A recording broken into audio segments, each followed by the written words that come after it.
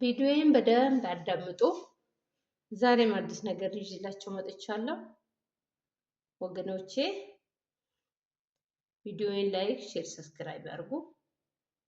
በደንብ አዳምጡ። ሼር አድርጋችሁ አዳርሱት እላችኋለሁ ወገኖቼ። ሰላም ብያለሁ። ሰላም ሰላም፣ ውድ ሀገሬ ልጆች ሁላችሁም ሰላም ብያለሁ። በደንብ አዳምጡ። እሱስ ምንድን ነው? አንድ እህታችን ነበረች ወደ ሰው ሀገር ከመጣች 1 ዓመት ከ4 ወሯ ነው። 1 ዓመት ከ4 ወር ውስጥ ከመዳሟ ጋራ አንድ ቀን ተስማምታ አታውቅም። አንድች ቀን ተስማምታ አታውቅም። ሁሌ እንደተጣሉ፣ ሁሌ ቢሮ እንደሄዱ፣ ሁሌ ቢሮ ወደዚህ እንደመለሳት 1 ዓመት ከ4 ወር ሆናለች። 1 ዓመት 4 ወር ድረስ ስትቆይ እሷ ዛሬ አንዱ ቤት ስትወስዳት ቢሮ ስትሄድ እሷ ቤቴ ብቻ ነው የምሰራ ብላ ነው የምትክዳት ማለት ነው። ቤቴ ብቻ ነው የምሰራ። እሷ ግን እህቷ ቤት እየወሰደቻት፣ እናቷ ቤት እየወሰደቻት፣ 2 ሌላ እህታማሞች ነበሩ። 2 እህታማሞች ቤት ትወስዳታለች፣ እናቷ ቤት ትወስዳለች፣ ትሰራለች። አንድች ቀን ተስማምተን አናውቅም። እስከ 1 ዓመት 4 ወር ድረስ እንዲህ እየተጣለን ነው። አሁን ግን አቁቶኝ ሊጠፋ ነው። አንደኛ ብሬ ትንሽ ነው፣ ሁለተኛ ደግሞ መግባት አልፈልግም ወደ ሀገሬም እችንን ኮንትራትን ጨርሼ እገባለሁ ብል አንደኛ ሴትዮውም አልለቀኝም፣ ይገባለሁ ብል እራሷ አትለቀኝም። እንደዚህ እየሰራ አትለቀኝም። እኔ ግን እሷ ቤት መቀጠል አልፈልግም። ይሄን ኮንትራቱን ራሱ መጨረስ አቅቶኛልና እኔ እጠፋለሁ ብላ ስትለን እህቴ እንዳጠፊ አልኳት። እንዳጠፊ የጠፉትም ተቸግሯል። እንዳጠፊ አልኳት። እንዳጠፊ እችን የቀራችሽ 4 ወር ሲሆን 8 ወር ነው የቀራት። እቺ 8 ወርሽን ጨርሽና እንደምንም ብለሽ ቢሮ ደውለሽ ወደ ቢሮ እንድትገቢ አልኳት። ቢሮ ስትሄጂ ቢሮ ያስተካክልልሻል። መግባት እንኳን ማትፈልጊ ከሆነ ይቀይሩልሻል። 2 ዓመትሽን ከጨረሽው ችግር የለም ብዬ ነገርኳት። እሷ ደግሞ 3 ወር ካለፈ በኋላ መቀየር አይቻልም ተብያለሁ ተብዬ ነው እኔ መቀጠል ይፈልጋለሁ፣ ግን 3 ወር ካለፈ ቤት መቀየር አትችልም ተብዬ ነው እንጂ እስከ ዛሬም እዛ አልቆይም አለች። ያው እንግዲህ ኮንትራቷን ስለፈረመች አትችልም። በእርግጥ ኮንትራቷን እስከፈረመች ድረስ አትችልም። 2 ዓመቷን ከጨረሰች ግን መቀየር ትችላለሽ ብዬ ነው አልኳት።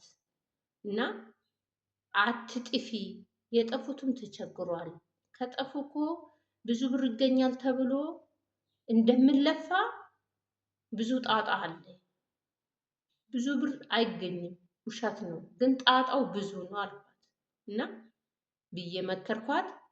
እናንተስ ጠፍቶ መስራት ያዋጣል ወይስ አያዋጣም?